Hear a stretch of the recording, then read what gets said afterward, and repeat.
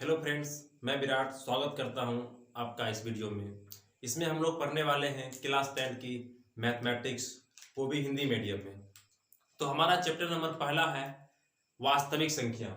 वास्तविक संख्या में हम लोग पहला टॉपिक पढ़ने वाले हैं यूक्लिड विभाजन एल्गोरिथम। किंतु उसको पढ़ने से पहले हम कुछ क्लास 9 के बेसिक के बारे में जान लेते हैं।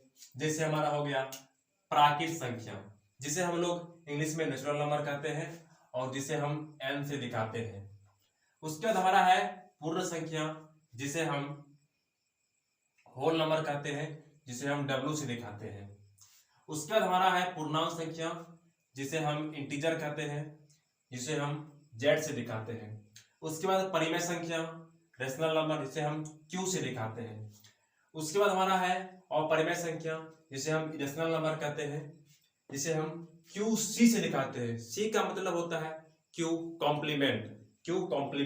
उसके बाद हमारा है वास्तविक संख्या, जिसे इंग्लिश में रियल नंबर कहते हैं और जिसे कैपिटल R से दिखाते हैं। तो सबसे पहले हमारा प्राकृत संख्या है। प्राकृत संख्या जो होता है, जो प्रकृति से देना है, प्रकृति की देन है। जैसे कोई तरह हम काउंटिंग करते हैं 1 2 3 4 5 6, यानी कि जो एक से नंबर शुरू होता है 1 2 3 4 5 अनंत तक की संख्या को क्या बोलते हैं? प्राकृत संख्या बोलते हैं। उसके बाद हमारा है पूर्ण संख्या। पूर्ण संख्या जो है, पूर्ण संख्या प्राकृत संख्या में ही शून्य को शामिल कर देने से पूर्ण संख्या बनता है। प्राकृत संख्या के समुच्चय में शून्य को शामिल कर देने से क्या बनता है? पूर्ण संख्या बनता है। इसको हम करते हैं जीरो से शुरू करते हैं, 0 1 2 3 4 5 अनंत तक जाएगा। उसके बाद हमारा है पूर्णांक संख्या। तो पूर्णांक संख्या में पूर्ण संख्या लेते हैं, यानी कि 0 1 2 3 4 5 धनात्मक संख्या के अंत तक। उसके बाद हम इसी का ऋणात्मक संख्या लेते हैं, -1 -2 -3 -4, ये माइनस अनंत तक जाएगा। ठीक। उसके बाद हमारा है परिमेय संख्या। परिमेय संख्या जो है, जिस संख्या को हम P/Q के रूप में लिख सकते हैं। P/Q के रूप में लिख सकते हैं जहां Q बराबर 0 नहीं होता है। जहां Q बराबर 0 नहीं होता है। इसका एग्जांपल हो जाएगा, जैसे हो गया हमारा 2 5/2 3 22/7, ये सब हमारा क्या है? परिमेय संख्या है। परिमेय संख्या का दशमलव प्रसार शांत या अशांत आवर्ती होता है। इसके बाद हमारा है अपरिमेय संख्या। अपरिमेय संख्या को हम P/Q के रूप में नहीं लिख सकते हैं। P/Q के रूप में नहीं लिख सकते हैं इसे हम। जैसे हो गया हमारे पास, जैसे इसका हो जाएगा √3 √2 1.2345231 और पाई हमारा अपरिमेय संख्या है, जबकि 22/7 जो है हमारा परिमेय संख्या है। बहुत स्टूडेंट कहते हैं कि सर पाई का जो मान होता है वो 22/7 होता है। पाई का जो होता है अप्रोक्स मान 22/7 होता है। पाई का लगभग मान, पाई का जो होता है लगभग मान होता है, पाई का लगभग मान होता है 22/7। पाई जो है 22/7 के बराबर नहीं होता है। पाई जो है 22/7 के बराबर नहीं हो सकता है। अर्थात इसे हम एक तरीके से और भी कह सकते हैं, जो संख्याएं हमारी परिमेय नहीं है, वास्तविक संख्या के समुच्चय में जो संख्याएं वास्तविक संख्या के समुच्चय में जो संख्याएं परिमेय नहीं है, वो सभी अपरिमेय संख्या है। वास्तविक संख्या के समुच्चय में जो संख्याएं परिमेय नहीं है, वो सभी हमारी अपरिमेय संख्या है। अब है वास्तविक संख्या किसे कहते हैं? वास्तविक संख्या परिमेय संख्या और अपरिमेय संख्या के मिश्रण को ही हम लोग कहते हैं वास्तविक संख्या। यानी कि हमारे पास सभी परिमेय संख्या और सभी अपरिमेय संख्या को ही हम लोग बोलते हैं वास्तविक संख्या बोलते हैं, जिसे हम R से चित्रित करते हैं। ठीक। इसके बाद हमारा है सम संख्या।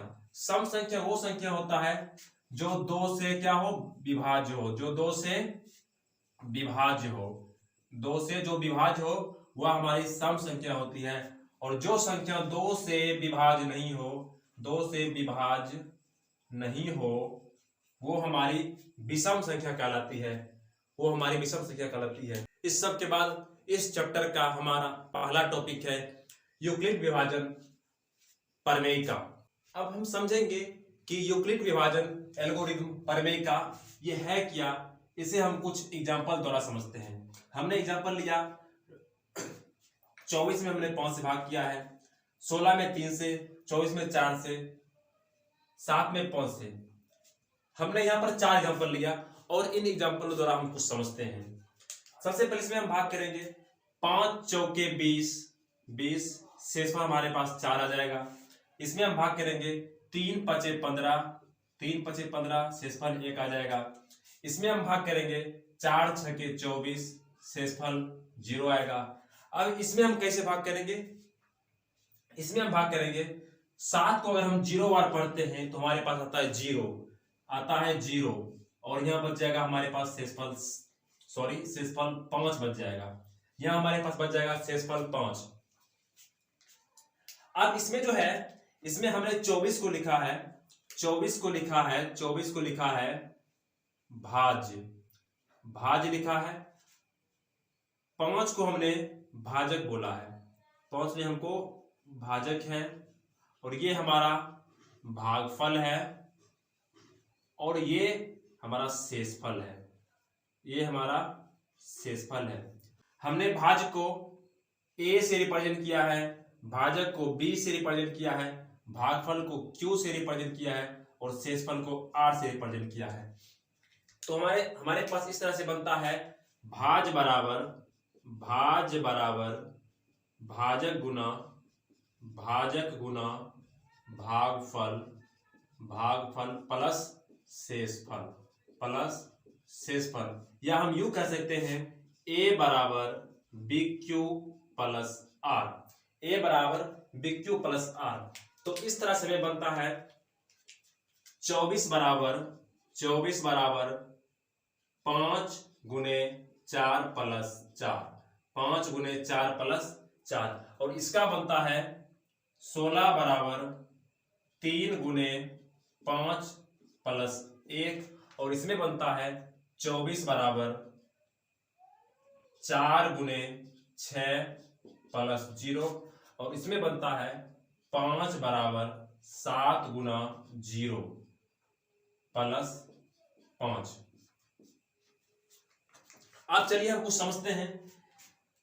अब इसमें जो है A बराबर BQ प्लस R में इसमें कुछ कंडीशन है। कंडीशन ये है, जो ये पर शेषफल जो आया है हमारे पास, शेषफल 4, ये 4 जो है शेषफल, इसको हम 4 से अधिक नहीं लिख सकते, यानी कि इसको हम जब भी होगा हमारे पास 5 से कम ही शेषफल आएगा, और 0 या 0 से अधिक आएगा। इसको हम किसी और तरीका से नहीं लिख सकते। जैसे हो गया 24 में हम 5 से भाग करके 3 बार भी नहीं लगा सकते, 15, यहां पर हम इसको इस तरीका से नहीं लिख सकते।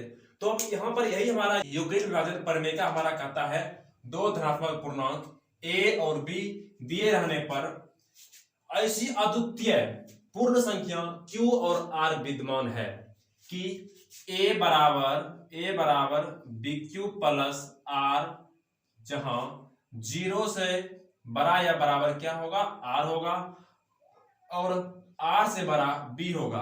अर्थात हम ये कह सकते हैं यहां पर भी कि शेषफल जो आएगा 0 हो सकता है, शेषफल जो आएगा 0 हो सकता है, या फिर 0 से बड़ा होगा, किंतु यह बड़ा कहां तक होगा, तो यह बड़ा होगा भाजक से छोटा, यानी B से छोटा होगा किसका, शेषफल का मान। शेषफल का मान जो होगा कभी भी B से बड़ा नहीं होगा, कभी भी B से बड़ा नहीं होगा। यही हमारा यूक्लिड विभाजन प्रमेय का कहता है।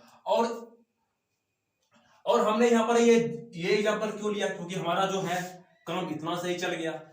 समझते हैं हम थोड़ा सा। यहाँ पर दिया है कि 2 धनात्मक पूर्णांक A और B रहने पर, धनात्मक पूर्णांक A और B रहने पर, यानी कि जो है हमारा भाज्य और भाजक क्या होगा, धनात्मक होगा, किंतु Q और R पूर्ण संख्या हो सकता है। Q और R जो है यह हमारा पूर्ण संख्या हो सकता है, और पूर्ण संख्या में हम 0 1 2 3 4 इस तरह से हम लिखते हैं। इसीलिए हमारा R जो है यहाँ पर 0 आया है और यहाँ पर हमारा Q 0 आया है। इसीलिए हमने ये दोनों एग्जाम्पल लिया। अगर आप लोगों को इस वीडियो में कहीं कोई दिक्कत है तो आप लोग कमेंट करके बता सकते हैं। और कल जो है हम प्रश्नावली 1.1 का उदाहरण और कुछ प्रश्न करने वाले हैं। तब तक के लिए धन्यवाद।